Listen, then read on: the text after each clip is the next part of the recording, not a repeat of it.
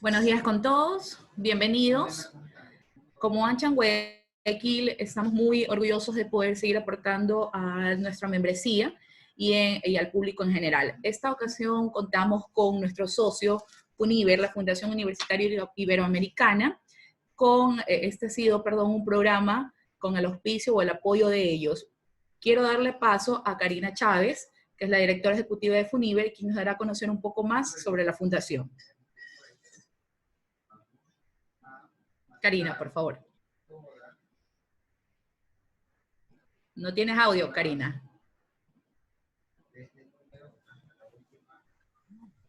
Buenos días. Hola, ¿ahí sí me escuchan? Sí, Karina. Ok, perfecto.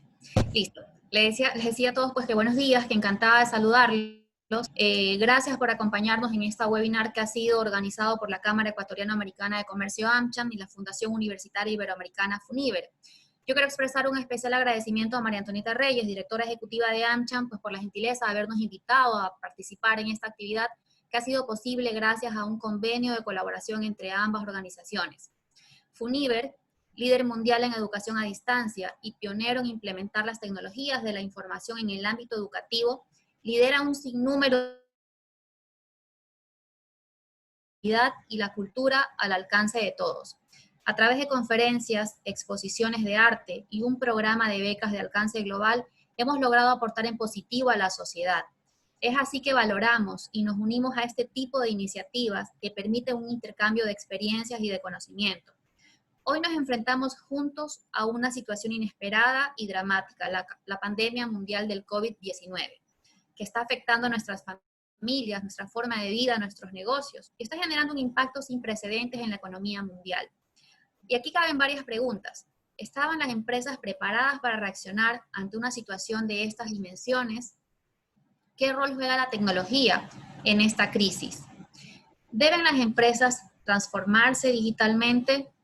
¿Qué están haciendo para lograrlo? En este marco, el doctor Joaquín Azcue y el máster Víctor Paredes intervendrán con el tema más allá de la transformación digital. Sin más, pues le cedo la palabra a Jenny Jarrín de AmCham, quien marcará las pautas para el inicio de esta conferencia. Bienvenidos.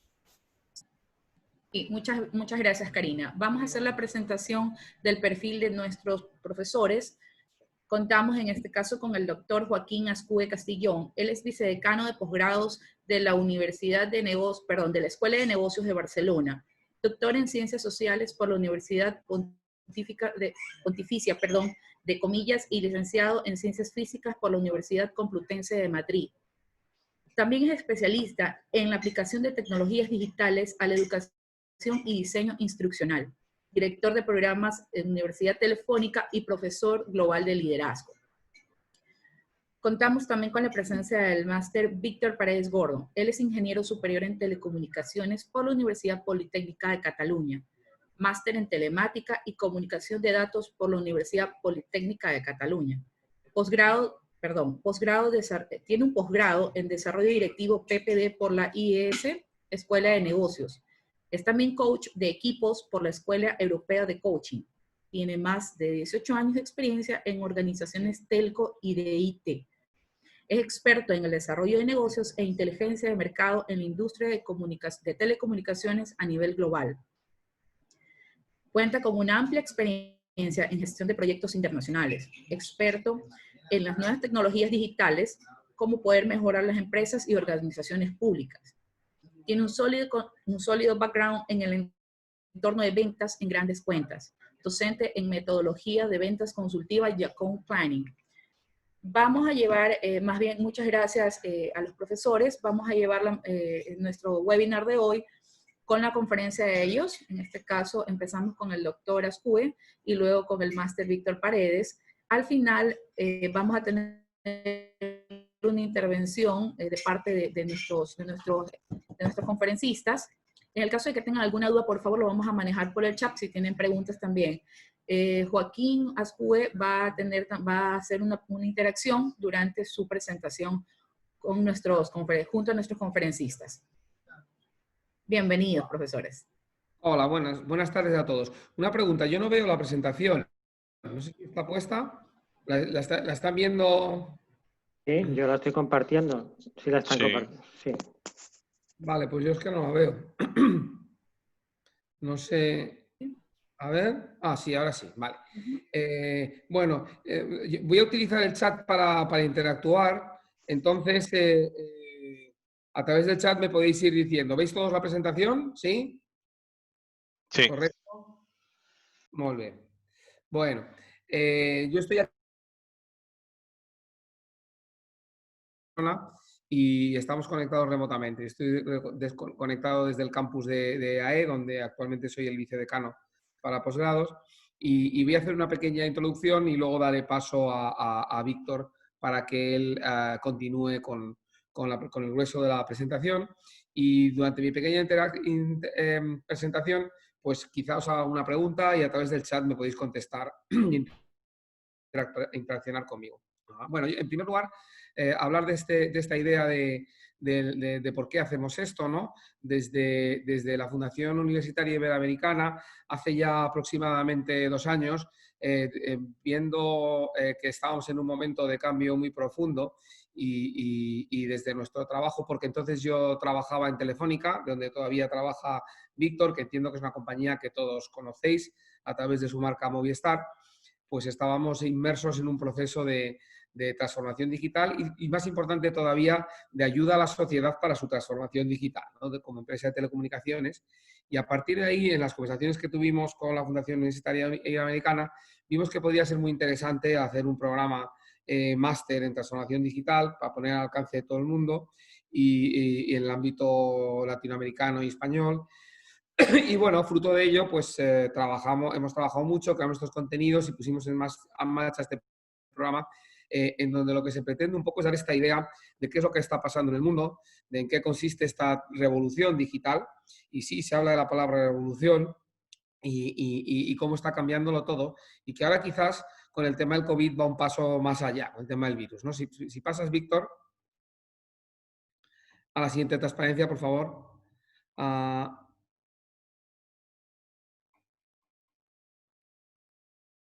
¿Sí?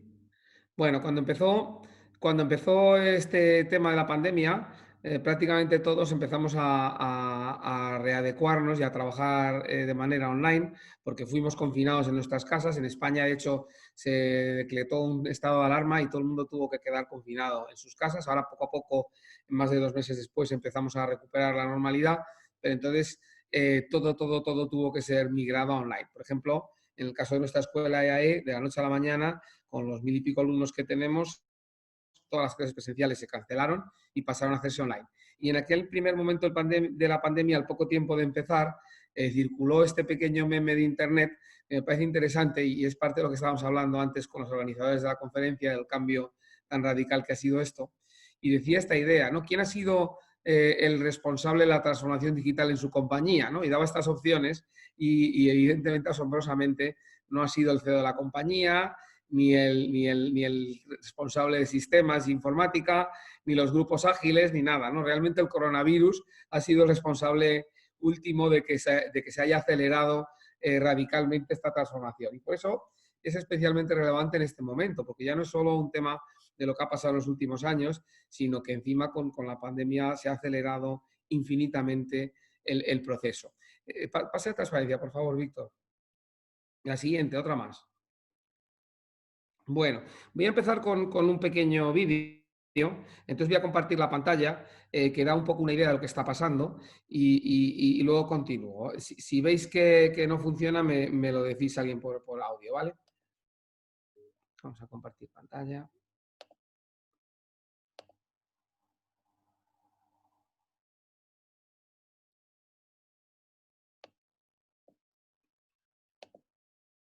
No se ve el video. ¿No se ve el vídeo? No. Igual, Víctor, tienes que... Igual, Víctor, Tienes que dejar de compartir. Exacto, sí.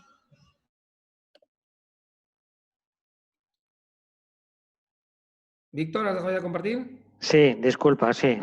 Prueba otra vez, Joaquín. Disculpar. Vamos a intentarlo ahora.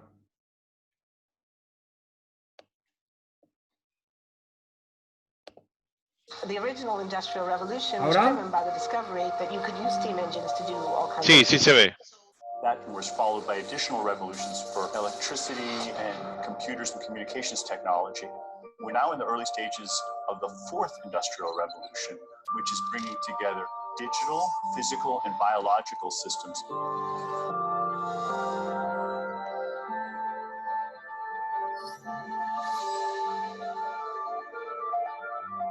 One of the features of this fourth industrial revolution is that it doesn't change what we are doing, but it changes us.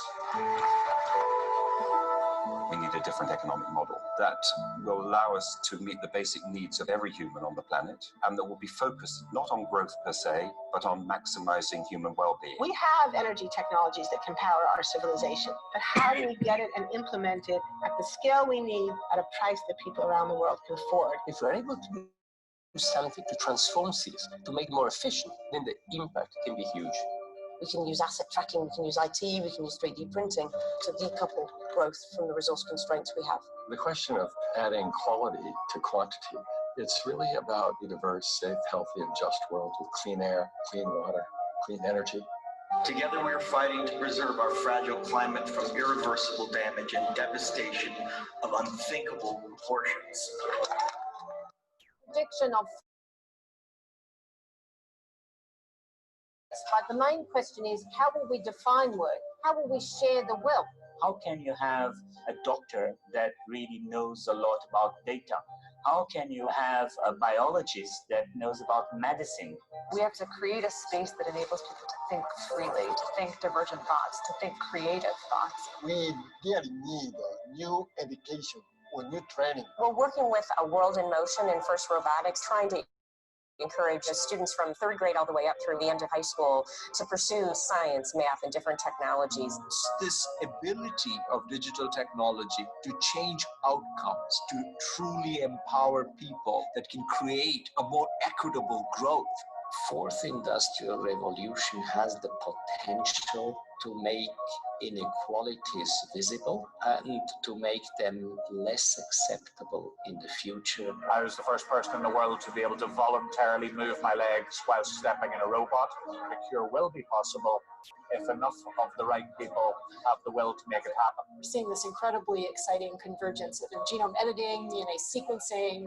Governments have a very important role to play in enabling the safe and effective use of technologies. We need to take responsibility at every level of society to adapt to these technological challenges, which are redefining what it means to be completely embedded in this world.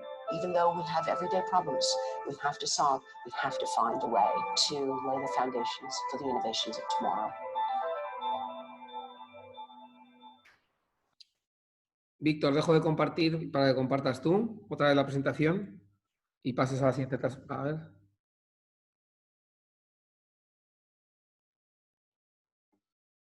¿Sí? Muy bien, pasa a la siguiente.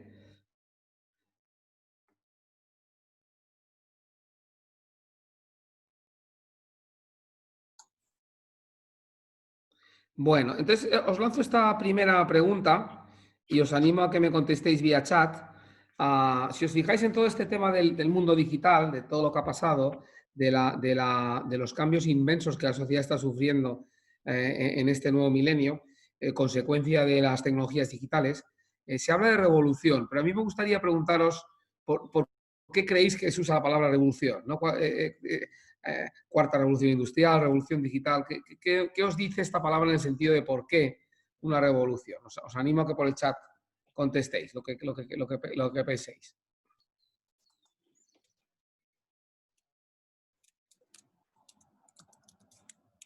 Adelante. Porque es un cambio, por supuesto. Porque ocasiona un cambio completo en nuestra rutina. Efectivamente, hay muchas cosas que ya no van a ser igual que antes. Porque se vive un cambio social, sin duda. Ha generado un cambio radical en la sociedad. Sí, radical, efectivamente. Cambian las formas en que hacemos las cosas, porque es un crecimiento social, efectivamente, ¿no? Todas estas cosas son cambios drásticos, etc. Dejadme que os dé una idea de 3 puntos que posiblemente sirven para definir una revolución y que en Telefónica solíamos manejar para explicar esta idea y la importancia de tenerla claro. Siguiente transparencia, por favor, Víctor. Entonces, cuando hay en una revolución, digamos que básicamente... vale. Estos 3 puntos definen muy bien lo que es una revolución, ¿no? Que en este caso estaríamos hablando de revolución digital. En primer lugar, que afecta a todo el mundo. O sea, esta es la primera cuestión que es esencial que la gente entienda. O sea, puede haber quien piense, no, es que esto en el ámbito de la educación no es relevante, o no, es que esto en el ámbito del gobierno, no, es que esto en mi ámbito... No. Afecta a todos los ámbitos de la sociedad y a todo el mundo se va a ver afectado en mayor o menor medida, más tarde o más temprano, por esta revolución digital, ¿no? En segundo lugar, es irreversible. Esto es un concepto importantísimo, o sea, no hay marcha atrás, ¿no? Cualquiera de las cosas que el mundo digital está cambiando, el que piense que pueden revertirse, que es una moda o una fashion o lo que sea, no, esto no es así. O sea, los cambios que están ocurriendo ya no va a haber marcha atrás. Y luego, en tercer lugar, implica un cambio de status quo, ¿no? Hay ganadores y hay perdedores en este proceso, ¿no? Entonces, yo a veces me gusta poner como ejemplo el caso de Telefónica, la empresa en la que yo trabajé durante tantos años, donde trabaja Víctor, de telecomunicaciones, y cómo cuando yo era más joven, yo durante años me dediqué a formar a los operarios y a los ingenieros de las compañías de telecomunicaciones, porque trabajaba entonces en Alcatel, la empresa multinacional de infraestructuras, de equipos de infraestructuras de teleco, y entonces pues yo daba cursos, por ejemplo, por toda Latinoamérica. Yo me acuerdo que a lo mejor iba a dar un curso sobre sistemas digitales de conmutación a Telefónica de Chile o a Telefónica de Perú, a Telefónica de Argentina, y a lo mejor me tiraba un mes y pico allí. Y en aquellos tiempos, en los años 90, resulta que yo a lo mejor, pues para llamar a mi familia, llamaba, pues no sé, a lo mejor 2 veces a la semana como muchísimo a España, y a lo mejor 20 minutos cada vez, porque es que cada uno de esos 20 minutos me costaban $100 o $150. Imagínate, ¿no? Que para hablar por teléfono 20 minutos tienes que pagar $150. Claro, en cuanto... Eso era un negocio para las compañías de telecomunicaciones fantástico, ¿no? Las llamadas telefónicas a larga distancia o incluso las locales. De pronto, cuando aparecieron las tecnologías digitales y la voz digital, y Skype montó una de las compañías más relevantes que ha habido en los últimos tiempos, y de pronto la telefonía era gratis, gratuita, ya no había que pagar, pues como podéis imaginaros, ese negocio desapareció, porque ahora ya nadie va a pagar por hablar. Ahora estamos utilizando Zoom de manera completamente gratuita, conectándonos con Ecuador y España, y es un negocio que desapareció por completo, ¿no? Entonces, ¿es reversible? No, es imposible. Ya nunca nadie más jamás va a pagar cientos de dólares por hacer llamadas intercontinentales. ¿Implica cambios de status quo? Pues sí, porque claro, y las compañías telefónicas perdieron por completo todo ese negocio, ¿no? Que ahora se traspasó a otras empresas de la era digital. Entonces, yo creo que estos 3 conceptos son esenciales para entender que las empresas, las organizaciones y las personas tenemos que entender que esto está aquí para quedarse, que afecta a todo el mundo y que hay que intentar posicionarse en el lado ganador de todo esto, aceptando las tecnologías digitales. Si pasas a la siguiente transparencia, yo no sé si me queda aquí, ponlo todo si quieres, exactamente, ¿no? Aquí, por hacer una pequeña síntesis de lo que está pasando en este nuevo mundo, se habla de este acrónimo VUCA, que es Volatile, Uncertain, Complex and Ambiguous. El tema principal aquí es esta idea de un mundo en donde ahora, gracias a las tecnologías digitales, todo es mucho más incierto, todo cambia mucho más deprisa. En todo momento hay posibilidades de grandes disrupciones que destruyan nuestros negocios o nuestros modelos de funcionamiento. Y entonces, las organizaciones, para transformarse a esto, lo que tienen es que entender esto muy bien y entender primero estos 2 puntos de volatilidad e incertidumbre, que quiere decir que ya no van a vivir en un mundo en que las decisiones se toman sabiendo perfectamente y pudiendo predecir exactamente lo que va a pasar a 1 año, a 2 o a 3 vistas, sino que se tienen que tomar en un mundo donde las cosas cambian mucho más deprisa y hay que experimentar más y probar más y asumir mucho más riesgo, ¿no? Porque ya no es... Telefónica es la quinta esencia de eso. Los planes anuales de Telefónica no tienen nada que ver los que fueron en el pasado, en donde de manera absolutamente estricta se sabía exactamente cuánto se iba a ingresar, se podían hacer predicciones de 2 o 3 años exactamente sin cambio ninguno. Y ahora es todo una gran incertidumbre. Y luego, por otro lado, los otros dos puntos de abajo, complejidad y ambigüedad, tienen que ver con una realidad mucho más compleja en todo tipo de organizaciones y negocios. Porque ahora las organizaciones tienen que entender que está todo mucho más interrelacionado, que los clientes tienen mucho más poder y de decisión y de elegir cosas, y de que las soluciones que uno aplique las tienen que hacer con conocimiento de que las relaciones con otras empresas son fundamentales y las alianzas con otras empresas para crear ecosistemas de valor son esenciales, porque ya una sola solución no aporta, es muy difícil que lo cubra todo para un cliente. Nosotros, volviendo al ejemplo de Telefónica, Telefónica, entre otras cosas, es dueña de toda una compañía de medios, de televisión y contenidos, que ahora es A3 Media y Movistar Cero, y en su tiempo fue Canal Plus, adquirido, y produce contenidos que distribuye a través de su red de cable, de fibra, en los distintos países donde opera, donde esto lo puede hacer, y es un negocio importante. Entonces, cuando surgió Netflix era considerado la competencia, y el debate interno entre Telefónica era: no, es que no podemos aliarnos porque es nuestra competencia, a través de Telefónica no podemos usar Netflix porque ya tenemos nuestros contenidos. Y la realidad pura y dura es que yo desde el día 1, y Víctor lo sabe porque estas conversaciones las hemos tenido muchas veces, yo dije, esta es una batalla que perderemos.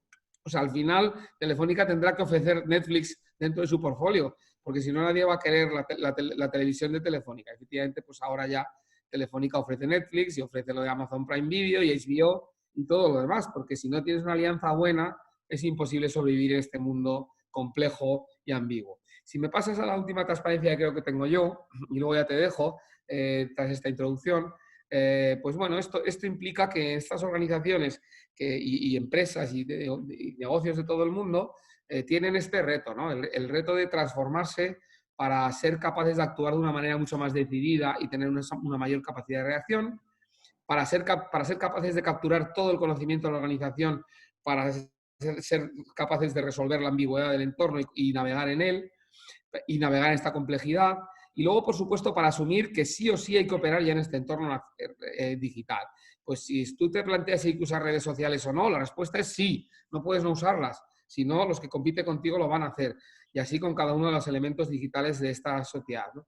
Y finalmente, el otro elemento clave es la utilización de los datos, de datos cada vez mayor, que se producen en mayor cantidad en este mundo digital, y que nos permiten, si se utilizan correctamente, predecir cosas, tomar decisiones. Entonces, cada vez vamos a vivir en un mundo mucho más matematizado, en donde las matemáticas van a ser una pieza clave para analizar datos e intentar predecir cosas en este entorno cada vez más complejo y ambiguo. A partir de ahí, pues bueno, yo doy el paso ya a Víctor, él hará un poco el grueso de esta presentación, y simplemente pues animaros a que conozcáis nuestro programa, que realmente pues está enfocado a todo esto, a conocer en profundidad lo que es el mundo digital y qué es lo que tiene que hacer una organización para transformarse. Bueno, Víctor, te dejo. Adelante. Gracias.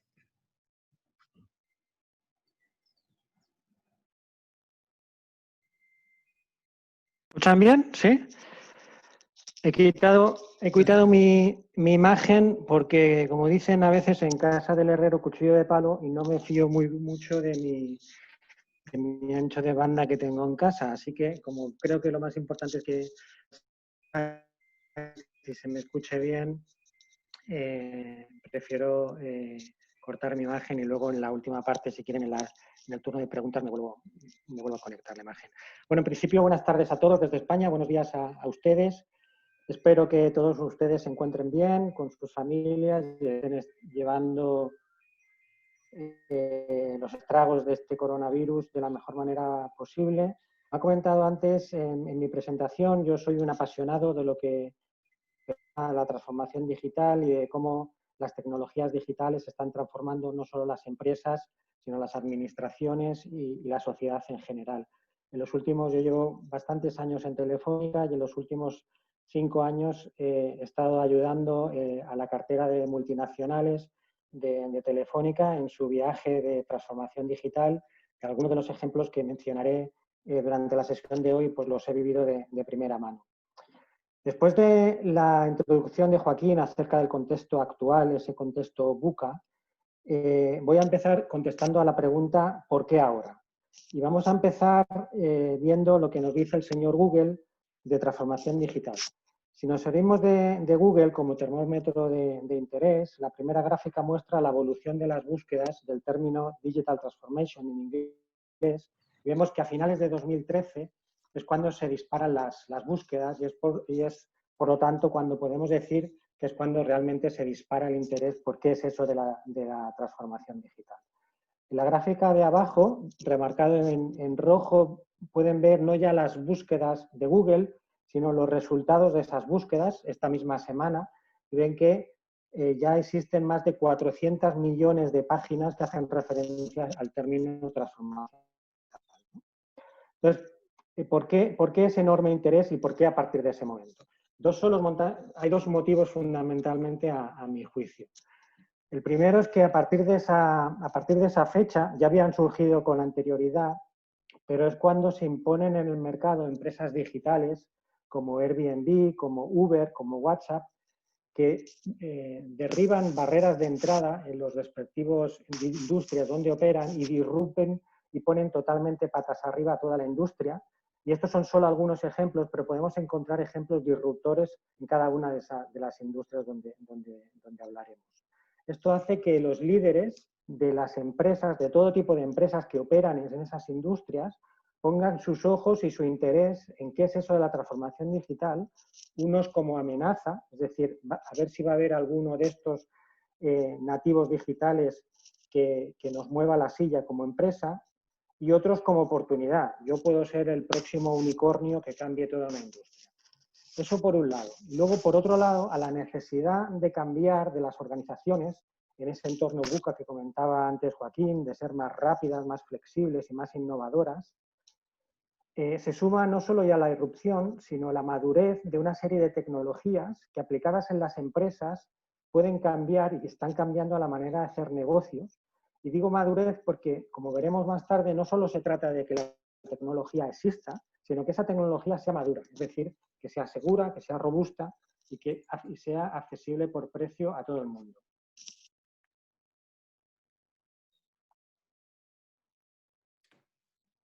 Aquí.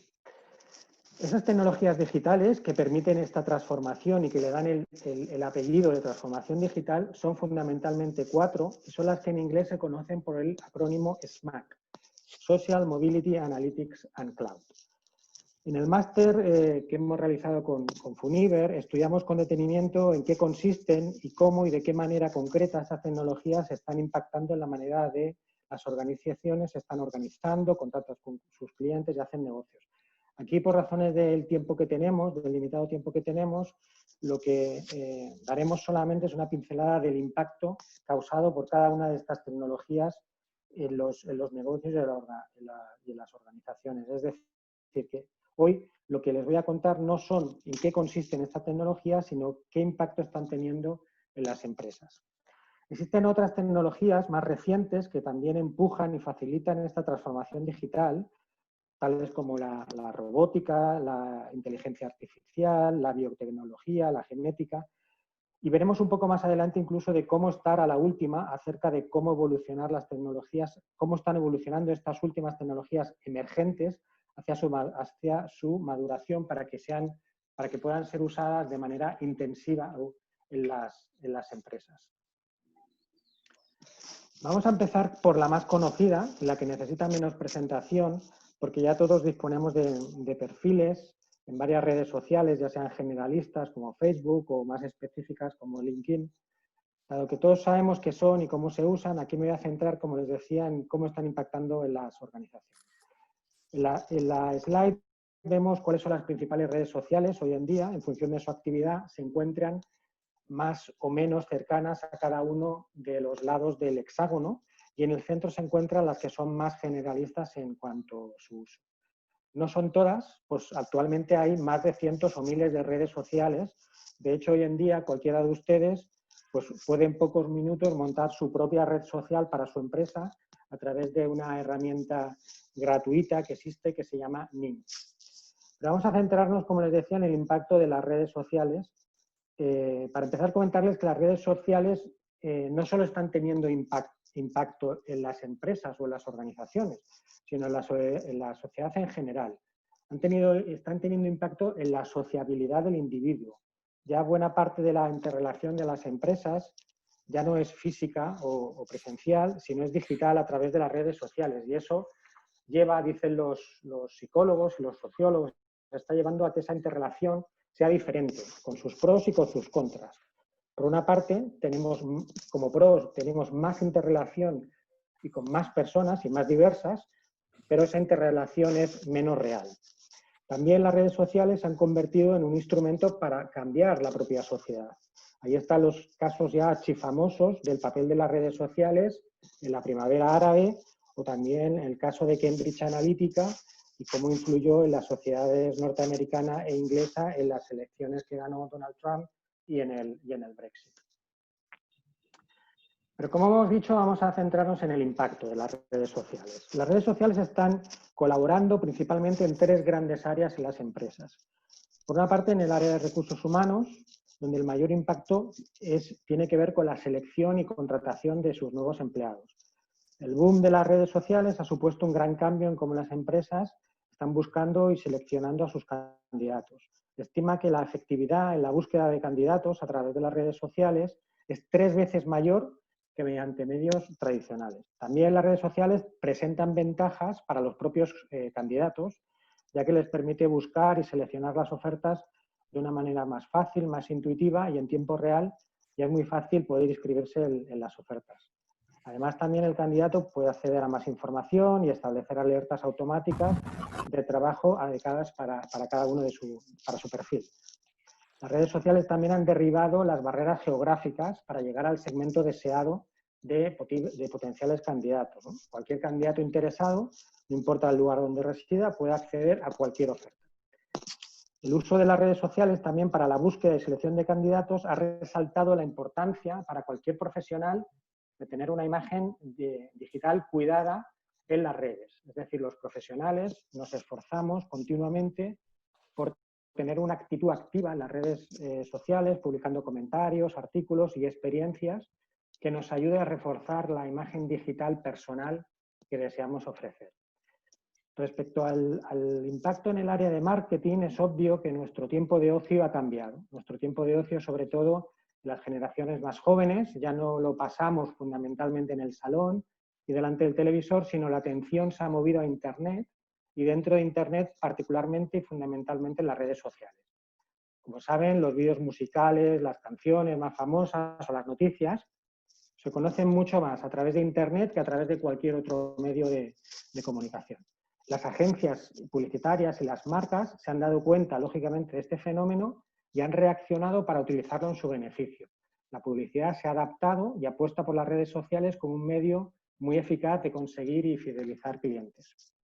Según diversos sondeos de opinión, los consumidores nos fiamos más de los comentarios y sugerencias de amigos o conocidos en las redes sociales o de las opiniones que dan expertos o conocidos en los foros antes que otros soportes tradicionales de publicidad. Este hecho ha provocado que las empresas dediquen buena parte de sus recursos de publicidad, de marketing, incluso de reputación corporativa, en cuidar al máximo la imagen que proporcionan a través de las redes sociales. No únicamente en los mensajes que la empresa realiza a través de estos canales, sino también en escuchar qué opinan los usuarios en relación a su marca. Las redes sociales están permitiendo que se cree más fácilmente lo que los publicistas buscan y han buscado siempre, que es generar lazos emocionales con el consumidor, que permita crear vínculos entre el cliente y la marca. Las redes sociales también permiten conocer más al consumidor a través del estudio de sus gustos, de sus preferencias y de todo tipo de intereses. Hemos hablado del impacto de las redes sociales en el área de recursos humanos y de marketing, y el tercer área de impacto es el área de ventas. De hecho, ya hay un término para cómo vender en las redes sociales, que es el social selling. Las redes sociales han contribuido a facilitar el trabajo de networking tan necesario en el área comercial, sobre todo en el área B2B, en el ámbito de ventas entre empresas. En la actualidad es mucho más fácil encontrar a la persona adecuada dentro de una empresa. La mayoría de los profesionales, como decíamos antes, tenemos perfil en alguna de las principales redes profesionales que existen y con solo teclear su nombre podemos tener acceso a esa persona. También las redes sociales permiten una búsqueda de un rol determinado que nos interese, por ejemplo, responsable de compras o de marketing o de recursos humanos. Y una vez que a través de las redes sociales ya hemos accedido a su nombre, también son accesibles algunos datos importantes, como puedan ser aficiones o habilidades o experiencias o trabajos pasados, que pueden ayudar a la persona de ventas a establecer una estrategia más adecuada para preparar un acercamiento a la persona en cuestión. Aquí les muestro algunos datos del uso de las redes sociales más utilizadas en Ecuador. Como ven, la población, dado que la población, si no tengo mal mis datos, es aproximadamente unos 17,5 millones, la penetración de redes sociales, como por ejemplo Facebook, es bastante alta. La siguiente letra de las principales tecnologías que están facilitando la transformación digital, recuerdan la SMAC, es la M de movilidad. Como antes hemos mencionado, respecto a las redes sociales, pues es suficientemente conocido el boom de la tecnología móvil y el impacto que ha tenido en los hábitos del individuo. Según Arcotel, que como saben es la agencia de regulación y control de las telecomunicaciones en el Ecuador, su último dato, que es de marzo del 2020, en el Ecuador habían 15,8 millones de líneas móviles de datos sobre una población del 17,5 millones, pues representa una penetración del 92%, lo que es una penetración bastante elevada. Pero sí es importante mencionar dos aspectos de movilidad que sí van a tener un gran impacto en los próximos meses y años en la transformación digital de las empresas, que son las redes 5G y el Internet de las cosas. Fundamentalmente, las redes 5G es la próxima evolución, todavía por llegar, de la telefonía móvil para navegar a máxima velocidad. Hay tres parámetros fundamentales que definen el rendimiento de una red de telefonía móvil, que son la velocidad, la latencia y la fiabilidad. La velocidad de conexión viene fijada por el ancho de banda del que disponemos.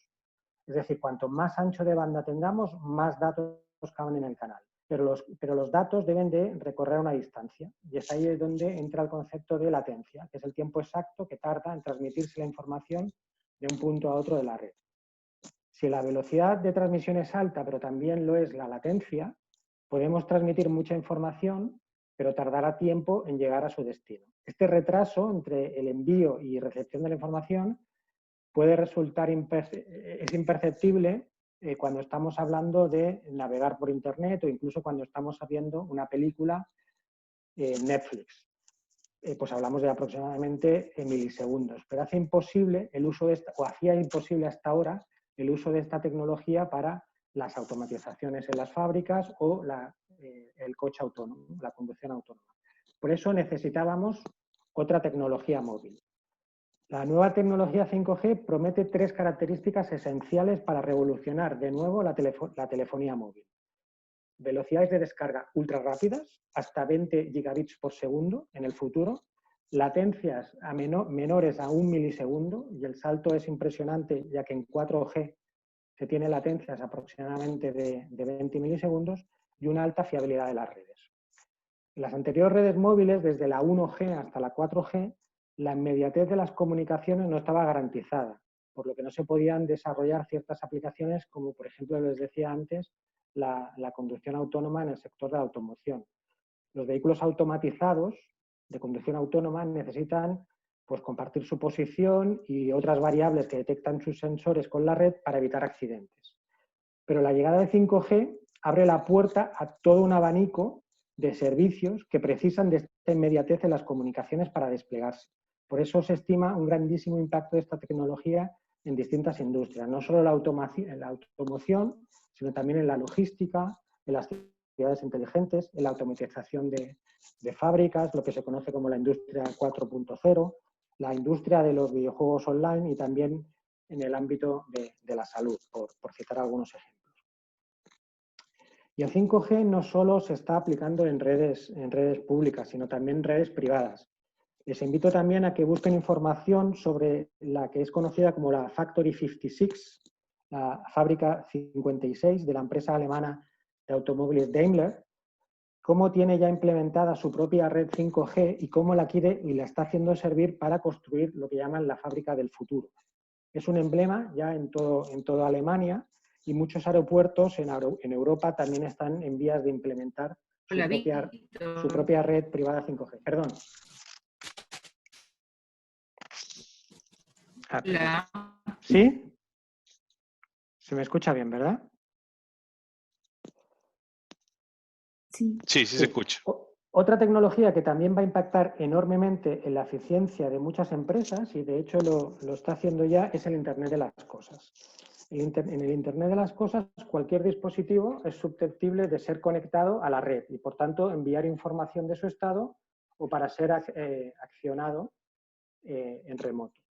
Existen ya muchísimos casos de aplicación de Internet de las Cosas en las industrias. Por ejemplo, las Smart Cities, las ciudades inteligentes. Las cámaras de vigilancia conectada ayudan a la policía a monitorizar áreas con altas tasas de criminalidad. O los semáforos conectados están ayudando a las ciudades a ajustar los patrones de tráfico para aliviar la congestión. Sensores están captando el nivel de dióxido de carbono en la atmósfera y permiten conocer los niveles de contaminación y tomar decisiones para disminuirlo. En las ciudades también con riesgo de terremotos u otros desastres naturales, los sensores monitorizan continuamente los movimientos sísmicos para saber prever desastres y poder alertar así a la población. Por ejemplo, las farolas conectadas están ayudando a las ciudades a ahorrar costes de energía. Otro campo donde se está implementando soluciones de IoT es en la agricultura. Se están colocando sensores en las tierras de cultivo para monitorizar los niveles actuales de acidez, de temperatura y de otras variables que, cuando se conocen, ayudan a los agricultores a aumentar el rendimiento de sus cultivos. Empresas, por ejemplo, como John Deere, están conectando sus tractores y equipos agrícolas a Internet y ha creado una plataforma para mostrar análisis sobre los rendimientos de los cultivos de los agricultores. Además, John Deere también ha sido pionero en tractores autónomos que podrían reemplazar en algunas tareas a los trabajadores agrícolas. O se están utilizando también drones y herramientas de imágenes satelitales para estudiar las tierras de cultivo y generar datos sobre los cultivos. Otro caso de uso es la industria financiera. Los bancos están invirtiendo también en soluciones de IoT para crear una mejor experiencia para el cliente en sus oficinas. Los bancos están utilizando unos dispositivos que se llaman beacons para enviar a los clientes ofertas personalizadas cuando ingresan a la oficina. Un beacon es un dispositivo, un transmisor, que se utiliza para radiar una señal Bluetooth de baja energía a dispositivos móviles que se encuentran cerca de él sin necesidad de sincronización previa. Y el uso de beacons le permite a los bancos dirigirse más directamente a los clientes con promociones a medida. También los cajeros automáticos se están volviendo más inteligentes con funciones de seguridad adicionales. Y estos cajeros automáticos más inteligentes están ayudando a reducir costes al reducir la cantidad de empleados necesarios dentro de la sucursal. En la industria, por ejemplo, de la alimentación, se están utilizando dispositivos de IoT para monitorizar la calidad de los alimentos y las temperaturas óptimas para los refrigeradores a lo largo de la cadena de suministro para almacenar los alimentos. Se están colocando sensores y etiquetas de seguimiento en los productos alimenticios para determinar dónde se encuentran los alimentos en todo caso. Un ejemplo en este sector, en este caso un ejemplo cercano a ustedes, es la empresa de producción de piñas y platanera Dole. Dole, por ejemplo, desde hace unos años, no sé si es un piloto o es una práctica ya totalmente extendida dentro de la empresa, pone una pegatina en su producto con un código y una invitación para visitar a su web. Y si un cliente la visita, pues puede encontrar información sobre la plantación de la que procede ese plátano específicamente y del viaje completo de la finca al supermercado. Y también puede ver vídeos y un tour de 360 grados por una finca bananera. También dentro del sector de la alimentación, por ejemplo, las tiendas de comestibles y los restaurantes también están utilizando señalización digital para cambiar los precios de manera remota y anunciar a los consumidores posibles ofertas o promociones. Estos son solo algunos ejemplos, pero ya existen multitud de casos de éxito en otras industrias, como las empresas de energía, en todos sus sus tramos desde la extracción, el transporte y la comercialización, empresas de transporte, empresas de logística, grandes fábricas, aeropuertos, en fin. Como decíamos, tenemos aplicación ya de soluciones de IoT, en todas las industrias, y esta es una de las tecnologías que sin duda tienen mayor potencial en los actual y en los próximos años. La siguiente tecnología que facilita la transformación digital es la C de Cloud, o servicios desde la nube. Uno de los principales factores que está facilitando la transformación digital en todas las industrias es la aparición de nuevos competidores en los mercados.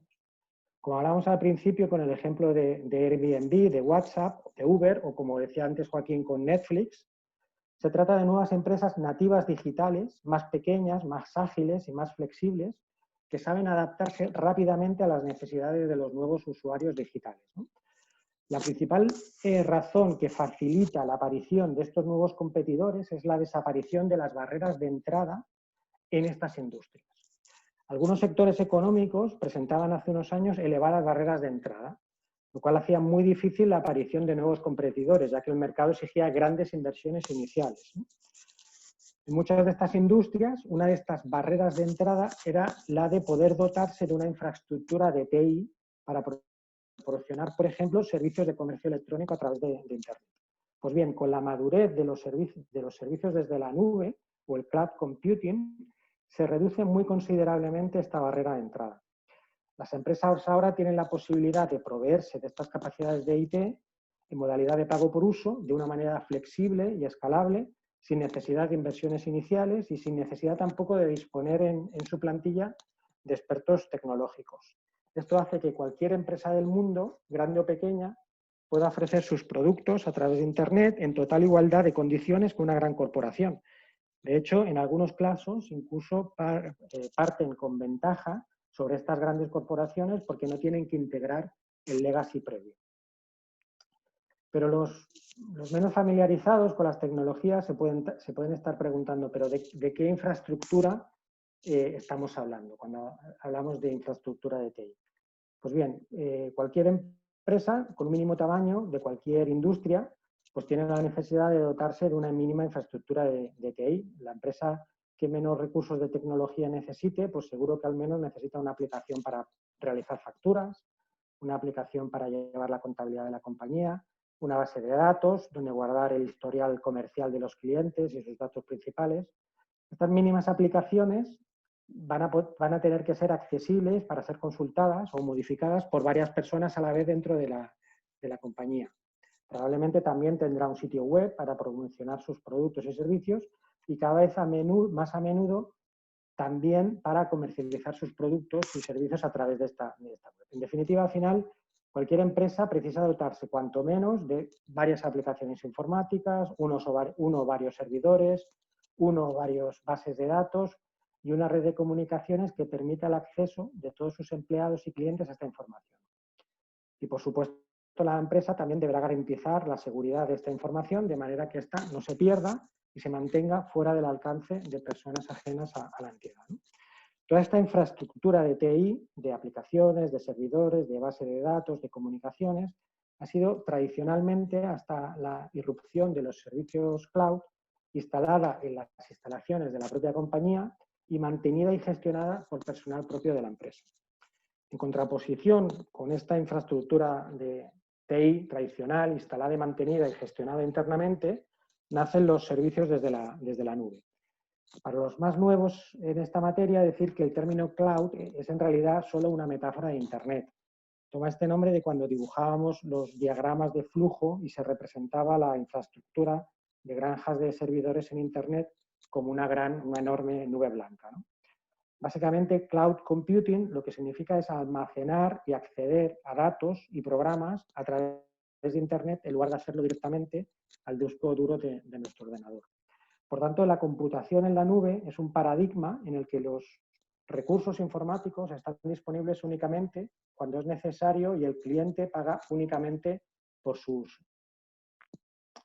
Los servicios cloud suponen, por tanto, una nueva forma de proveer soluciones de TI y presenta las siguientes ventajas: mayor flexibilidad y escalabilidad, no necesidad de inversiones iniciales, menor time to market, mayor seguridad, menor riesgo, más fácil cumplimiento de la regulación, mayor disponibilidad de los servicios y, por tanto, mayor continuidad del negocio. Solo también para que les suene familiar, los servicios cloud actuales tienen 3 modalidades de servicio: infraestructura como servicio, plataforma como servicio y software como servicio. Y 3 modelos de implementación: nube privada, nube pública y nube híbrida.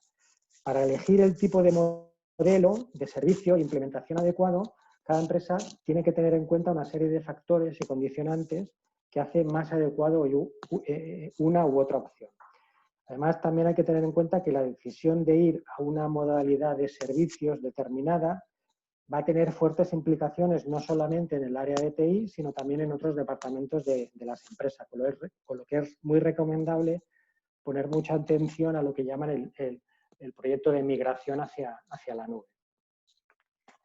Únicamente comentarles también que actualmente la oferta de servicios desde la nube en su modalidad de cloud pública, que es la que se está imponiendo, está copada casi al 100% por 3 grandes compañías: Amazon Web Services, Microsoft Azure y Google Cloud. La última tecnología digital que vamos a ver hoy es el análisis de datos, más conocido como Big Data, y que es el A del acrónimo SMART.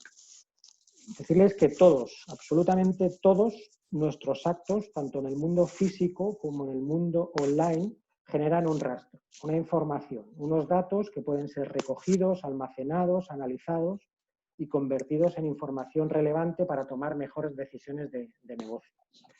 Todos nuestros movimientos, que pueden ser seguidos y trazados a partir de la geolocalización de nuestros teléfonos móviles y de las redes Wi-Fi, las páginas web que visitamos, las opiniones que expresamos en las redes sociales, nuestros hábitos de consumo, tanto en los comercios físicos, pero sobre todo también en las tiendas online, y hasta las cantidades de dinero que retiramos en los cajeros automáticos de las oficinas bancarias, todo puede ser procesado y convenientemente analizado de manera que permita a las organizaciones tomar mejores decisiones. Por tanto, vemos que una de las consecuencias del uso intensivo de las nuevas tecnologías digitales es la generación de una enorme cantidad de datos. Ninguno de estos datos producidos es nuevo o no se generaba con anterioridad al auge del Big Data. Pero la novedad principal es que ahora estos datos se almacenan, se procesan y sirven para generar un nuevo conocimiento y realizar predicciones. Este almacenamiento y procesado de toda esta cantidad ingente de información es lo que se ha dado en llamar ciencia de los datos o Big Data. En el pasado toda esta información pues, se desechaba, se perdía y no era almacenada. Big Data consiste, por lo tanto, en la utilización de toda esta infinidad de datos que se generan y se registran realizando diversos análisis mediante técnicas esencialmente estadísticas con el fin de realizar inferencias y predicciones a partir de estos datos.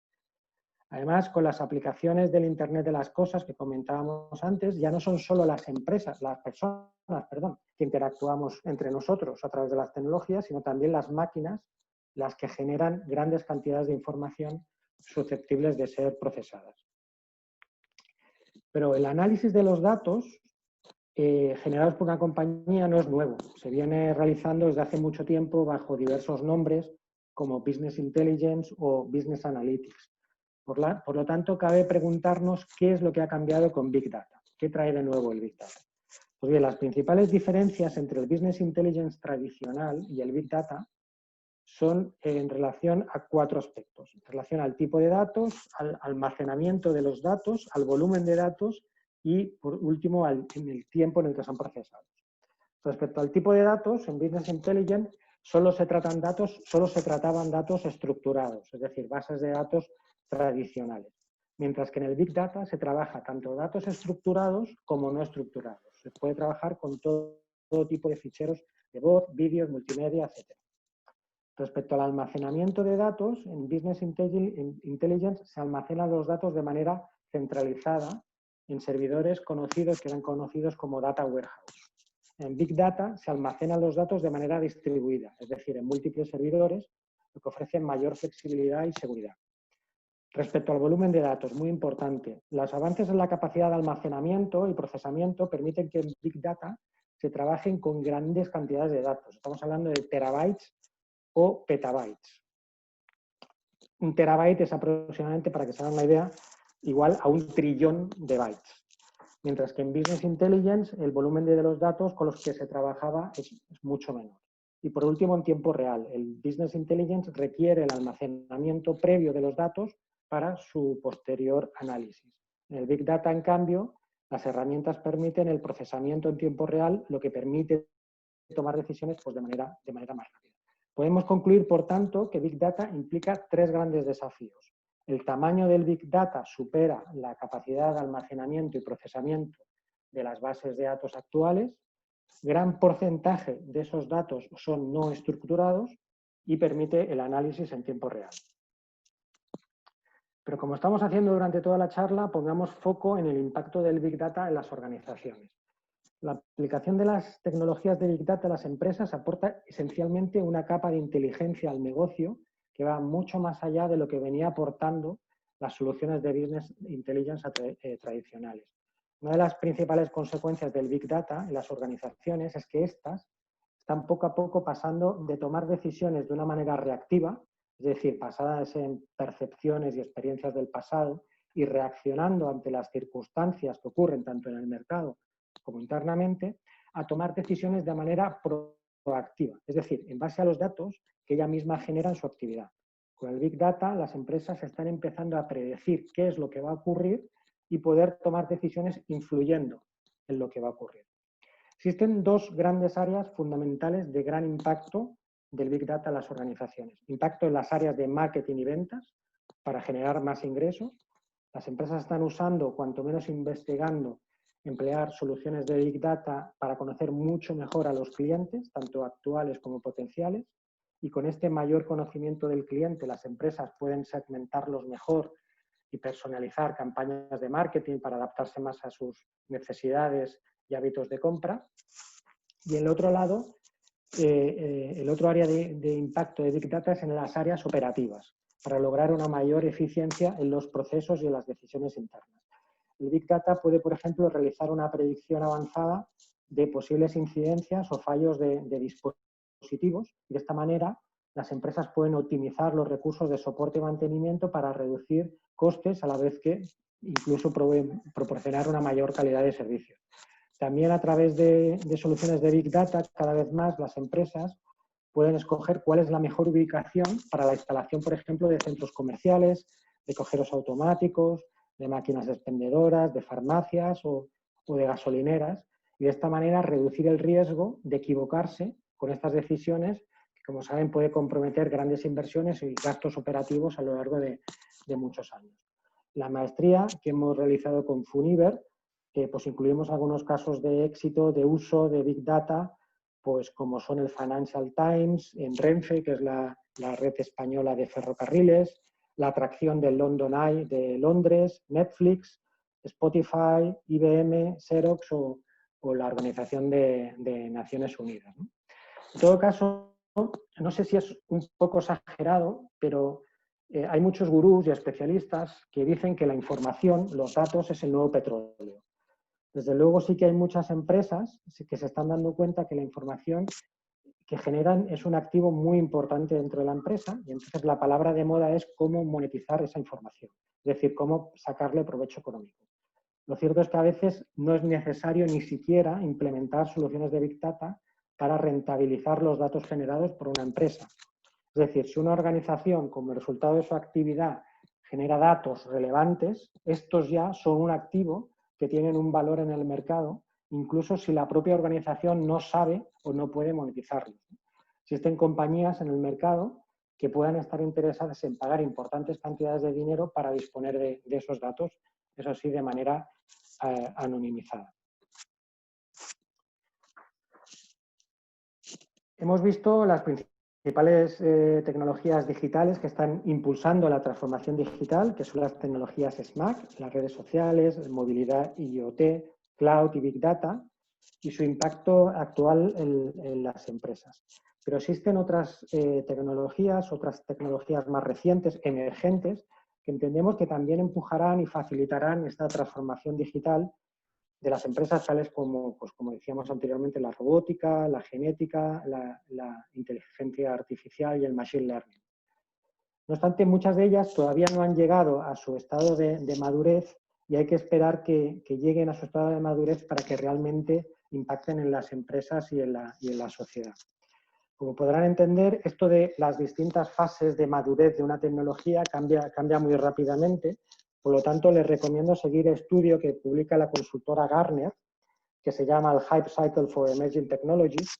Aquí tienen el número de agosto del 2019 y que muestra cómo están evolucionando estas distintas tecnologías emergentes hacia su madurez. Es una estimación, lógicamente, pero es el mejor observatorio que yo conozco de estas características. Y es interesante que solo las que lleguen a la plana de productividad, lo que llama Gartner el Plateau Productivity, son las que de verdad se van a aplicar a las industrias de manera masiva y por tanto van a tener un impacto considerable. Y entonces es interesante ver la estimación según Gartner hasta que llegue al plano de productividad cada una de estas tecnologías. Bien, hemos hablado hasta ahora de por qué las empresas deben transformarse. Hemos visto el entorno VUCA en el que están viviendo y de cuáles son las principales tecnologías digitales que favorecen e impulsan esta transformación. Ahora vamos a ver cómo implementar esta transformación digital en las empresas. ¿Qué se necesita y qué herramientas se pueden utilizar o proponemos utilizar para ponerlas en marcha? Y lo vamos a hacer aprovechándonos de un estudio de uno de los mayores gurús en transformación digital del momento. Su nombre es Andrew McAfee, es profesor del MIT y les recomiendo altamente que si están interesados lo sigan en Twitter o en la red profesional LinkedIn porque es muy enriquecedor y en los comentarios que realiza y como les decía es una de las principales referencias de cómo las tecnologías están transformando las empresas. Les recomiendo también aquí este libro que escribió junto a sus dos colegas Didier Bonnet y George Westerman. Estos autores se plantearon hace unos años, en el inicio de la transformación digital de muchas empresas hacia el 2014, determinar cuáles eran los factores clave de éxito que hacían que determinadas empresas tuvieran más éxito que otras en su proceso de transformación digital. Dado que en un primer momento no veían con claridad cuáles deberían ser las dimensiones clave de la investigación, decidieron plantear a los directivos consultados una única pregunta abierta: ¿cómo estas empresas estaban utilizando la tecnología en sus negocios? Su estudio se inició planteando esta cuestión a aproximadamente 150 ejecutivos en 50 grandes compañías en todo el mundo.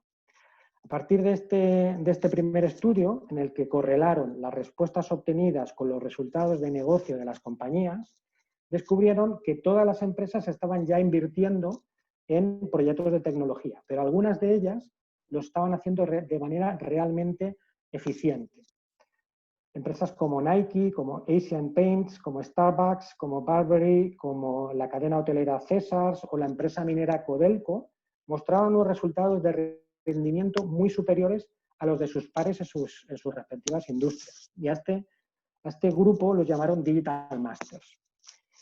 Los autores entonces pusieron el foco en estos Digital Masters para determinar qué era aquello que estos estaban realizando de manera diferente.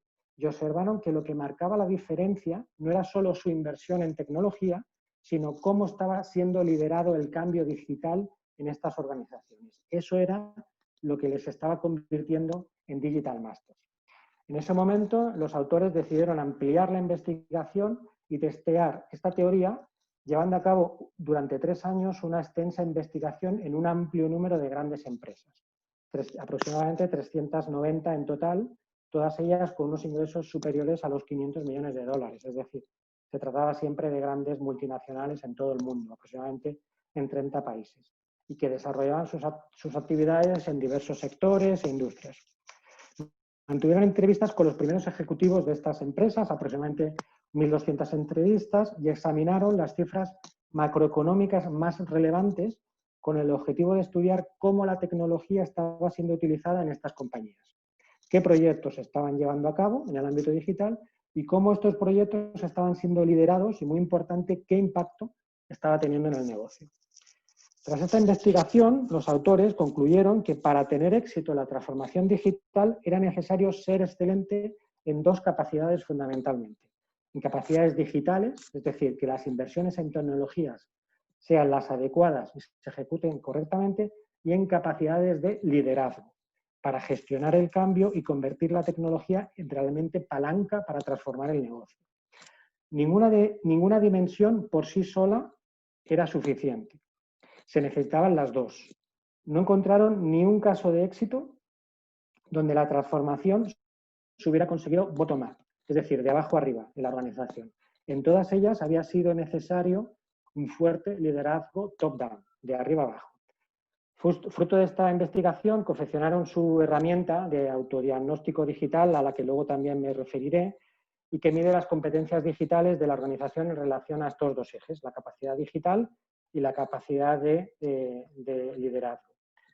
Respecto al eje de capacidades digitales, pues midieron el uso de la organización, sobre todo orientada a tres aspectos clave de la organización. La relación con el cliente, cómo conocer mejor a los clientes, a los actuales y a los potenciales, y cómo mejorar su experiencia. Y en los procesos operativos, qué grado de automatización presentaban estos procesos operativos y si estaban integrados el front-end con el back-end del cliente. Y el modelo de negocio, hasta qué punto estas tecnologías estaban ayudando a lanzar nuevos modelos de negocio. Respecto al eje de liderazgo, las preguntas en concreto de este cuestionario iban dirigidas a conocer el tipo de liderazgo de la organización en relación también a tres ejes. Si existe o no una visión digital transformadora común, cómo se consigue involucrar y motivar en el proyecto a toda la organización y cómo se está gobernando la transformación en sí. Al realizar estos cuestionarios, esta herramienta de autodiagnóstico que cualquier empresa puede y recomendamos que realice, agruparon a las empresas encuestadas en estos 4 cuadrantes según la puntuación que alcanzaban en uno y en otro eje. Aquí vemos algunas características de cada uno de los cuadrantes. Como decíamos, a las empresas con fuertes capacidades digitales y con un fuerte liderazgo digital la llamaron Digital Masters. A las empresas con fuertes capacidades digitales pero un débil liderazgo digital las llamaron pasionistas. Empresas con un fuerte componente de liderazgo pero bajas capacidades digitales le llamaron conservadoras, conservatives.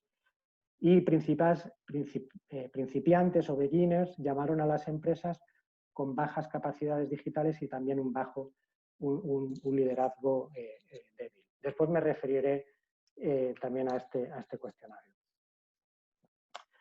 Pero la cosa realmente importante, y por eso traemos aquí este estudio, es que no fue solo un estudio cualitativo, sino también cuantitativo. Es decir, estudiaba cuál era el rendimiento económico de las empresas en cada cuadrante.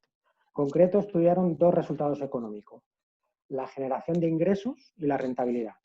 Obtuvieron los resultados que pueden observar en esta slide. Los más y los menos son respecto a la media de toda la muestra. Es decir, comprobaron empíricamente que los líderes digitales, los Digital Masters, generaban más ingresos, en concreto un 9% más, y eran más rentables, en concreto un 26% más que la media. Este estudio muestra empíricamente por qué es importante que las empresas se transformen digitalmente, porque las hace más rentables y más generadoras de ingresos, que es, al final, el verdadero fin de la transformación digital. Es decir, no se trata de aplicar la tecnología porque esté de moda, sino porque hace a las empresas más rentables y con mayor generación de captación de ingresos. Hasta aquí también pueden ver un poco los resultados respecto a la media de las empresas en cada uno de los cuadrantes. Los autores también de este estudio hicieron una cosa también muy interesante, y es que observaron y midieron que los sectores, que las diferentes industrias no se estaban transformando al mismo ritmo. Hay industrias que el entorno competitivo les empuja a transformarse a una velocidad mayor. Es el caso, como es lógico, de las empresas de alta tecnología, pero también la banca o el sector de retail.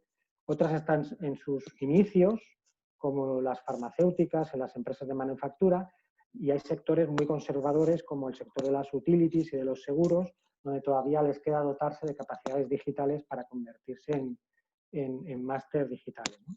Recuerden que en todo caso que el objetivo no es convertirse en máster digital por se, sino, como hemos dicho, porque eso trae consigo mayor generación de ingresos y ser más eficiente. En resumen, lo que podemos aprender de este interesante estudio que hicieron estos autores es que las empresas que están teniendo éxito realmente en la transformación digital lo hacen porque están trabajando bien en dos aspectos fundamentales. Están invirtiendo en tecnología de manera adecuada, orientada a conseguir tres objetivos fundamentalmente: mejorar la relación con el cliente, hacerlas más eficientes los procesos operativos internos, y están ayudando a lanzar nuevos modelos de negocio que generen nuevos servicios, nuevos clientes y nuevas fuentes de ingresos. Y por otra parte, existe un fuerte liderazgo en esas compañías top-down que se materializa en tres realidades. Existe una visión digital transformadora común, se consigue involucrar y motivar en el proyecto a toda la organización, y existen órganos de transformación digital que consigue que todos los esfuerzos estén alineados, no haya silos, se remen todos hacia el mismo lado y no se distraigan recursos que se alejen de conseguir la visión. Pero veamos por qué decimos que es tan importante un liderazgo fuerte en la transformación digital, tan importante incluso como la propia tecnología. El liderazgo en un proceso de transformación digital es importante, como lo es en cualquier transformación donde se necesita un cambio de mentalidad, un cambio de cultura, que es lo que realmente es la transformación digital, una nueva manera de que las empresas se relacionen con los clientes y trabajen y organicen internamente, que les haga ser más rápidas, más flexibles y más innovadoras. Y se necesita un liderazgo fuerte porque todas estas transformaciones tienen sus enemigos internos. Permítanme aquí alertarles de cuáles son algunos de esos enemigos de la transformación digital, que en realidad son los sospechosos habituales, pues son los enemigos de cualquier tipo de transformación. El líder o los líderes tienen que conocerlos porque no siempre son evidentes y lidiar con ellos. Ejemplos de poderosos enemigos de cualquier cambio en una organización pues son los que tienen en pantalla. Y el escepticismo y la resistencia al cambio. ¿Para qué voy a cambiar si ya nos va bien así? ¿Qué gano yo con el cambio? Sobre todo por parte de aquellos cuyo éxito en la organización se debe a la antigua manera de hacer las cosas. La inercia y la pereza al cambio. Si ya sé hacer las cosas como las hago ahora, ¿por qué debo empezar a aprender a hacerlas diferente? Muchos empleados, por ejemplo, consideran que se les paga para hacer su trabajo, no para cambiar su trabajo. El miedo a hacer las cosas diferentes. ¿Seguiré siendo igual de capaz o de competente o importante en mi organización en el nuevo entorno? El legacy. ¿Qué hacer con todos los equipamientos y sistemas diseñados exclusivamente a trabajar como antes? La historia de fracasos. Muchos empleados recuerdan otros proyectos del pasado que resultaron muy ilusionantes en un principio y luego finalmente fracasaron y quedaron olvidados. La mentalidad de silos. Yo me siento poderoso, importante en mi pequeño negociado de mi organización, donde domino todas las variables y no quiero que nadie se entrometa en él, y él todavía no. Ya cambiaremos cuando nos empiece a ir mal. Este es un enemigo muy poderoso del cambio, ya que quizás es el más difícil de percibir que los anteriores, ¿no? En muchas ocasiones las actitudes contrarias al cambio no se manifiestan como negativas totales a ese cambio, sino que la gente percibe que un cambio es necesario, pero lo demoran habitualmente porque les genera demasiada incertidumbre o prefieren esperar a que esa incertidumbre se aclare y las opciones se presenten más nítidas. Desgraciadamente, en los tiempos actuales esto no suele suceder y muy comúnmente el todavía no se convierte en demasiadas ocasiones en un ya es tarde. Estos son solo algunos de los enemigos a los que se enfrenta una organización, ya sea pública o privada, cuando pretende implementar cambios transformacionales en su seno. Y por todos esos enemigos del cambio, solo pueden ser combatidos por un liderazgo fuerte que cree una visión transformadora y motivante de futuro, que sea capaz de mover y de alinear a todos los empleados de la organización y los haga trabajar hacia la dirección marcada con entusiasmo y sin dudas. Y es que la transformación digital es más transformación que digital. De hecho, en muchas escuelas de negocios se están empezando a sustituir el término transformación digital por transformación en un entorno digital, para hacer mención al hecho de que la transformación necesaria va mucho más allá de la tecnología.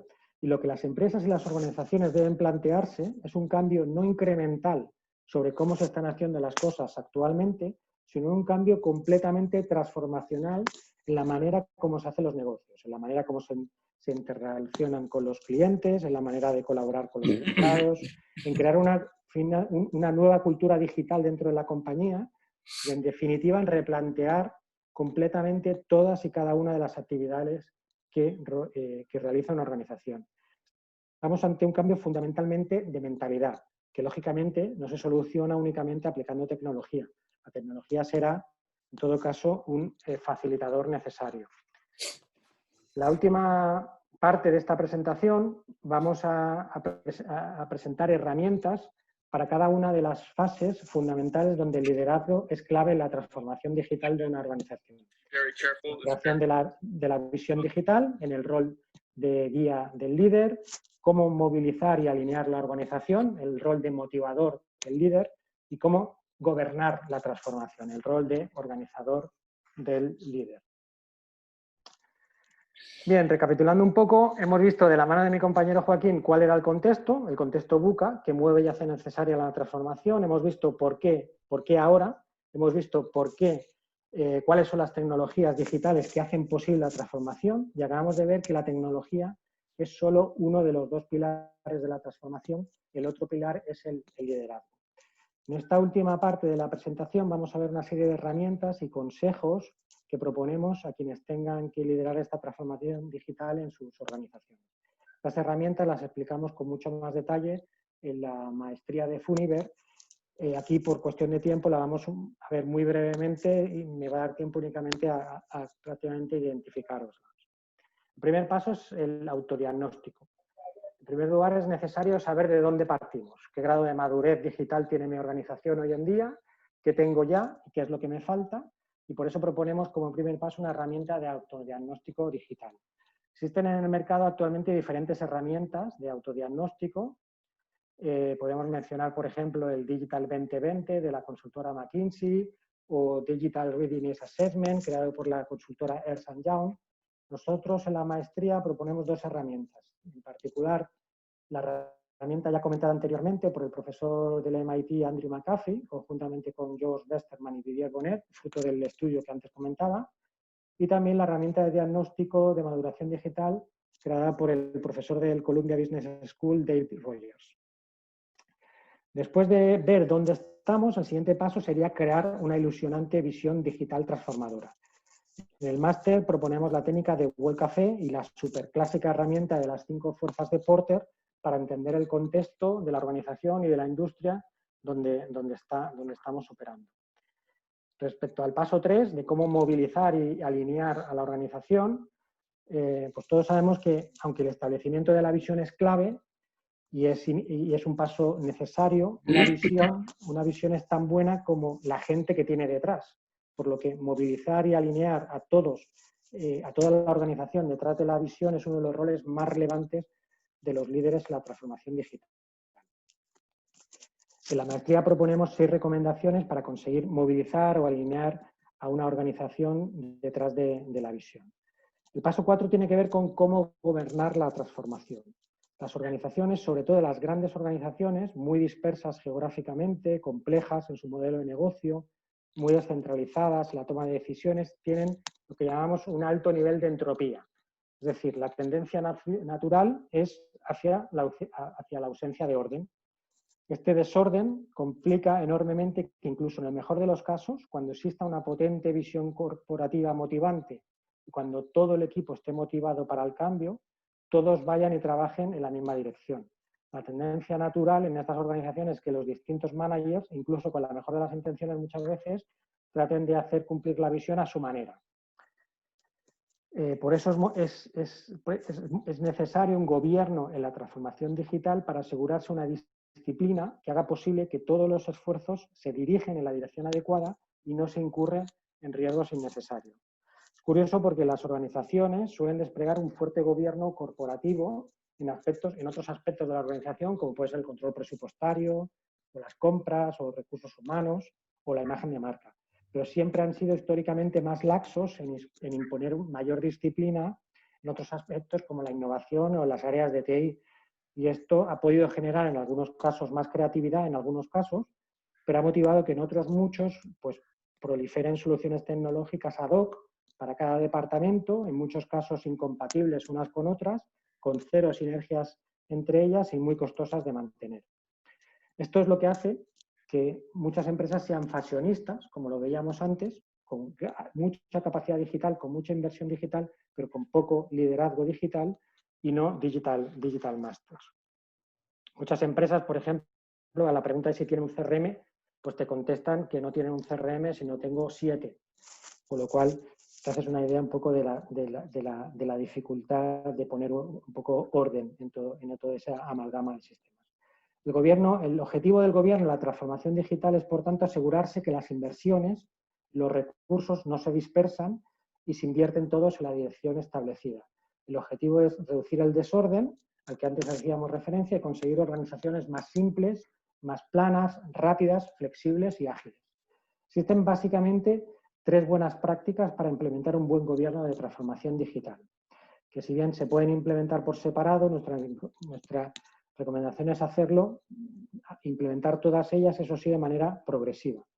Estos 3 mecanismos, en orden de menor a mayor dificultad en su puesta en marcha, son los comités de seguimiento para la transformación digital, los cambios en la organización para dar cabida a nuevos roles de alta dirección con foco prioritario en la transformación digital.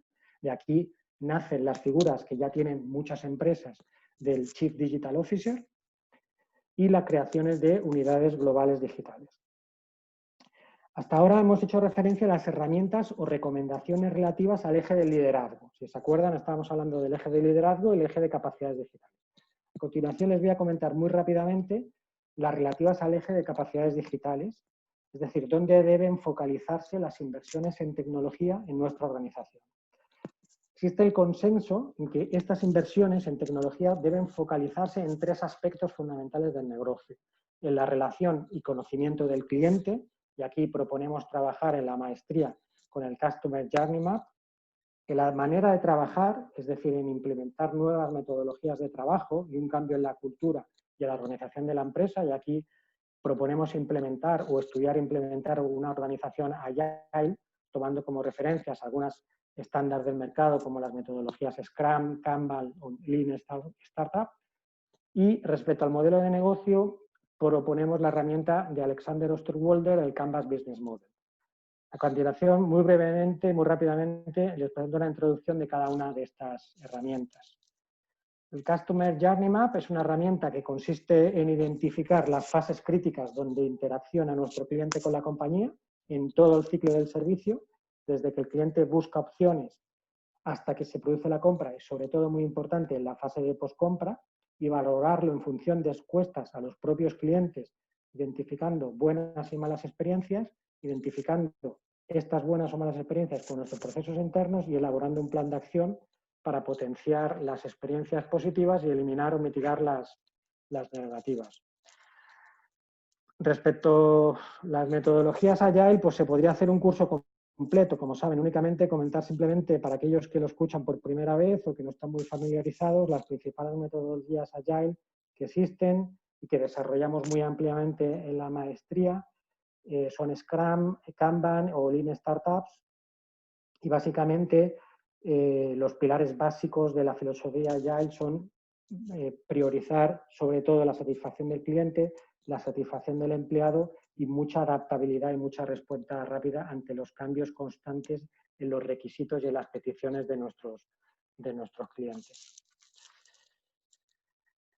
Bien, por último, como les decía anteriormente, existe consenso entre los gurús de la transformación digital en que las inversiones de TI deben focalizarse en estos 3 aspectos de clave del negocio, ¿no? Relación y conocimiento del cliente, procesos internos y en el modelo de negocio. Cuando decimos que la transformación digital tiene impacto sobre el modelo de negocio, lo decimos porque la transformación digital se trata de hacer las cosas de manera diferente. Y no se trata solo de automatizar o insertar tecnología en un proceso ya existente para optimizar la cadena de valor actual, sino ir más allá, modificando y cambiando la cadena de valor y creando seguramente nuevas ofertas de productos y servicios que conducen a una nueva y mayor y mejor manera de proporcionar valor a los clientes o incluso buscando nuevas bolsas de clientes que aporten nuevos ingresos. Respecto a esto último, a cómo utilizar la tecnología sobre el modelo de negocio, proponemos, como aparece aquí, la herramienta de Alexander Osterwalder, el Canvas Business Model. Es una herramienta que se caracteriza por su simplicidad.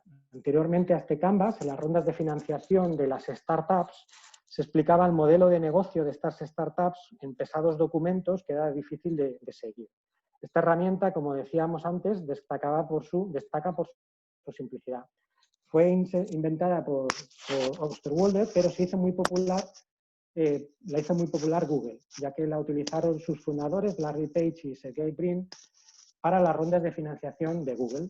Al principio fue muy utilizada por las startups, pero luego se produjo el paso también a las grandes corporaciones para presentar el modelo de negocio de un producto, como fue el caso de Nescafé Expresso, o una nueva unidad de negocio. Si buscan en YouTube pueden ver numerosos ejemplos del Canvas de empresas tan famosas como Lego, como IKEA, como Uber, y también tienen aquí en la slide un link a un tutorial gratuito de cómo utilizar la herramienta. Básicamente es un canvas, que significa lienzo en inglés, donde en 9 cajas se incluye todo lo que es relevante de un modelo de negocio. Es muy simple, muy intuitivo, y en un simple vistazo te permite visualizar el negocio de la compañía, y en la maestría hemos utilizado esta herramienta para presentar una guía y poner ejemplos de cómo las tecnologías digitales pueden innovar sobre el modelo de negocio de una empresa. Esta herramienta te permite además no solo evaluar la solidez del modelo de negocio en sus distintos bloques, sino también detectar puntos críticos o de mejora que inicien un proceso de innovación del mismo a través de la tecnología. Bueno, hasta aquí mi presentación. Simplemente recordarles lo que han visto conmigo. Después de ver de la mano de Joaquín el contexto, hemos visto que mueve y hace necesaria la transformación. Después de ver ese contexto, hemos visto también el por qué ahora. Hemos visto cuáles son esas tecnologías posibles que hacen la transformación digital. Hemos visto que la tecnología es solo uno de los 2 pilares de la transformación. El otro pilar es el liderazgo. Y en esta última parte de la presentación hemos visto una serie de herramientas y de consejos que proponemos a quienes tengan que liderar esta transformación digital en sus organizaciones. Ahora ya doy paso nuevamente a mi compañero Joaquín para que proceda con el cierre de la sesión. Sí, Víctor, disculpa una pregunta. Hemos visto la interacción entre Verónica Guevara y el doctor Azcue. Más bien le agradecemos a Joaquín haber estado atento pues, a las inquietudes de Verónica Guevara. Tenemos una inquietud de Miguel Ángel Chalén, la que indica que cuáles son las condiciones que se deben tomar en cuenta para migrar a la nube. ¿Qué llevo a la nube? ¿Cómo qué nube escojo? ¿La estructura de redes o el hardware que debo definir? Es la pregunta que tenemos pendiente. Es una pregunta como muy compleja de contestar muy rápidamente, porque, como decía, el proceso de migración a la nube no es un proceso simple, es un proceso bastante complejo y en la que se tiene que tener en cuenta diversos factores, y se tiene sobre todo que hacer partícipe de este proyecto de migración a la nube no solamente a los departamentos de TI, sino a todos los departamentos que van a usar los servicios de TI, por ejemplo, la gente de operaciones, por ejemplo, la gente de logística, incluso la gente de marketing. En el máster, en la maestría, damos un capítulo específico de migración a la nube, pero en escoger una opción u otra es un aspecto fundamental. Por ejemplo, entre la nube privada y la nube pública, el tema de la seguridad. Lógicamente, en la nube pública, en las soluciones que está proporcionando Amazon, que está proporcionando Microsoft o Google, son más económicas que una nube privada. Pero hay ciertas empresas con importantes condicionamientos de seguridad que prefieren que esos datos suyos no estén en nubes públicas donde no se sabe bien en qué lugar están los datos en cada momento.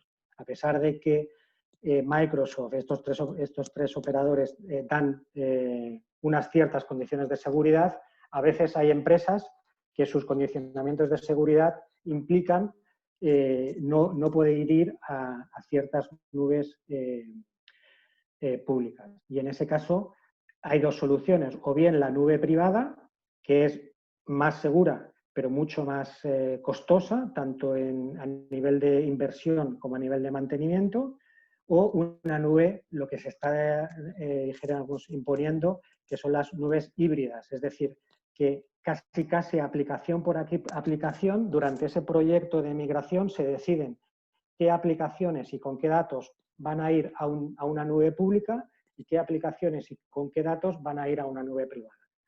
No sé si con eso respondo más. Sí, a mí, Víctor, me gustaría añadir a la pregunta. Si tú me permites, ¿vale? Sí, sí. Me gustaría añadir a tu pregunta que, claro, cuando tú de lo que hablas es de un proceso de migración, que es un poco diferente, claro, a cuando tú implantas una solución de cero, ¿no? Las migraciones en general, obviamente, tienen complejidad, que tú tienes una cosa que estaba de una manera y la tienes que pasar a otro sitio. Pero yo siempre diría, y quizá ahí me corrijas tú porque sabes más que yo, pero yo añadiría ahí que en cualquier caso, aunque sea un proceso más o menos complejo como migración que es, la ventaja de una solución cloud es que en cualquier caso siempre va a ser más sencillo que a uno que no sea cloud. Porque tú partes de la base de que estás alquilando un servicio y de que, por tanto, hay una parte importante de todo aquello que ya está instalado y que encima, además, tiene una flexibilidad de escalabilidad mucho mayor, tienes que tomar menos decisiones en ese sentido.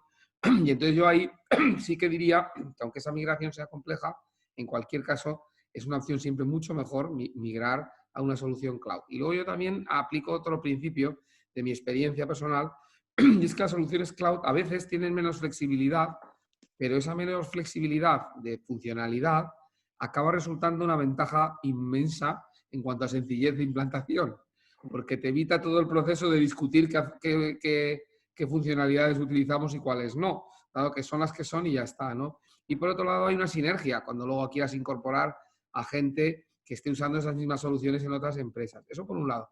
Y luego en cuanto a la seguridad, sí que es verdad que tú puedes necesitar determinados niveles de seguridad de clouds que te requieran una cloud más o menos privada, pero a mí lo que me parece asombroso de este mundo es que algunas de las soluciones cloud más estándar acaban resultando teniendo unas sinergias de tecnología tan fuertes que acaban siendo las más potentes. A mí, por ejemplo, yo hablaba con la persona nuestra, ¿te acuerdas aquella persona de seguridad que venía muchas veces a la universidad, que era una persona un gaditano, que era muy divertido, que Sí, pertenecía y que al principio el máster le involucramos, pero luego no pudo continuar, y pertenecía a la empresa Eleven Path de seguridad. Sí, me acuerdo perfectamente, sí. Y él me decía, mira, ¿sabes cuáles son los dos correos más seguros?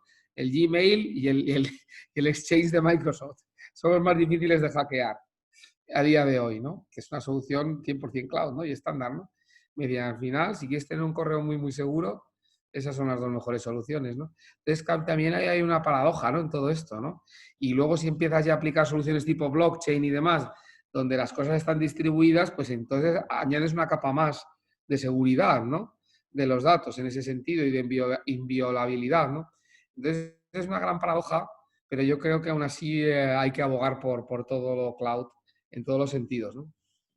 No sé si he contestado más o menos, o la persona se da por contestada, el que ha planteado esa cuestión. Sí, Miguel Ángel Chalén indica que muchas gracias. Nada. Hay una última consulta de parte de Verónica para el doctor, me parece que ella cuestiona, ¿quiénes usan la nube sin costo tienen más riesgo que quienes usan por los que pagan este servicio? Yo no lo creo. Yo no creo que haya una cuestión de riesgo. Habrá una cuestión de funcionalidad. Evidentemente, pues todo lo gratuito tiene sus límites de funcionalidad. Pero la verdad es que hay determinadas aplicaciones que en el mundo gratuito son absolutamente imbatibles, ¿no? O sea, porque claro, a cambio también utilizan tus datos y esa es la moneda de cambio, ¿no? Como las redes sociales, por ejemplo, ¿no? Pero yo, por ejemplo, no concibo que ganaras nada intentando tú desarrollarte un WhatsApp propio o un Facebook propio, ¿no? Pero a mí me parece que en términos de seguridad yo no vería una gran diferencia entre usar servicios gratuitos o usar servicios no gratuitos. No vería más aquí sí que hay que hacer aquí sí que hay que hacer un comentario importante, y es que a pesar de que los players son los mismos, son Amazon, son Google o son Microsoft, su estrategia es diferente en lo que es gran público de lo que es su estrategia con grandes empresas, o sea, en el sector B2B.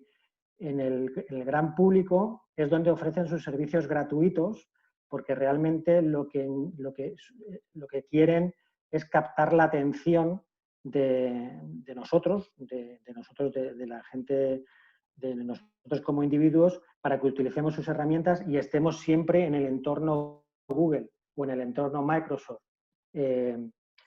porque tienen una estrategia de tener información acerca de nosotros, y esa información se vende de una manera anonimizada o se utiliza de manera anonimizada para temas de publicidad. Eso es respecto a su estrategia en el ámbito residencial. En el ámbito de gran empresa no tienen no existen tantos servicios gratuitos. O sea, son servicios pago por uso, pero aquí no están buscando que tú uses su plataforma con otras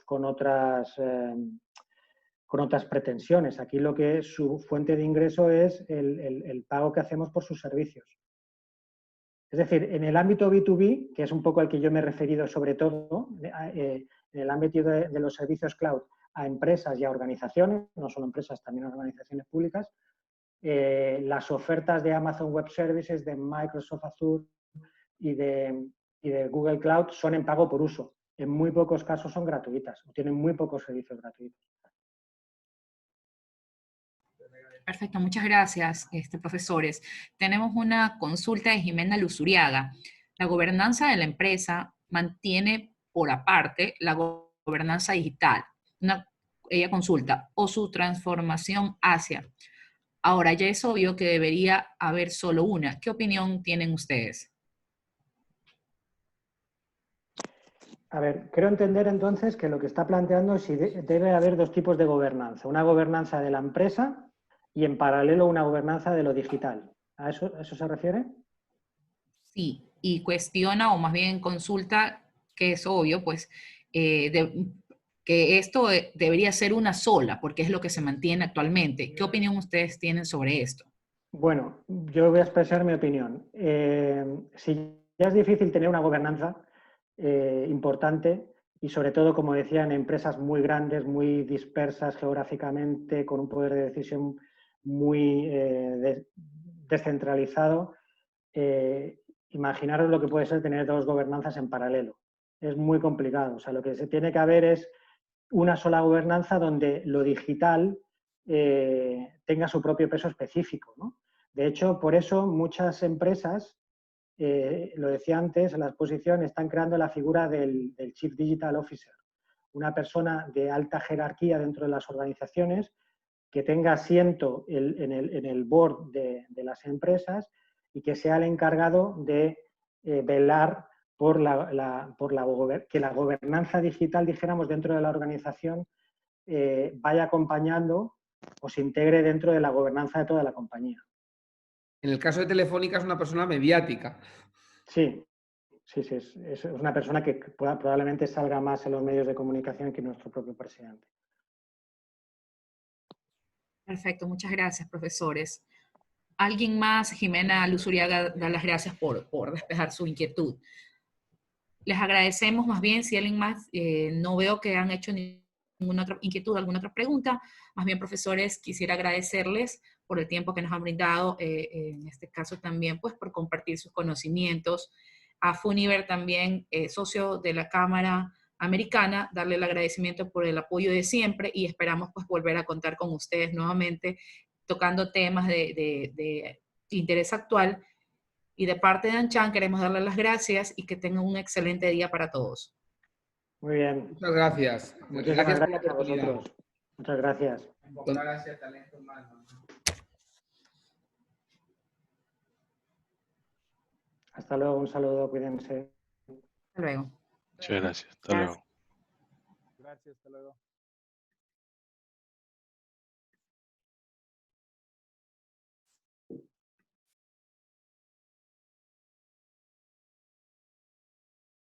Muchas gracias.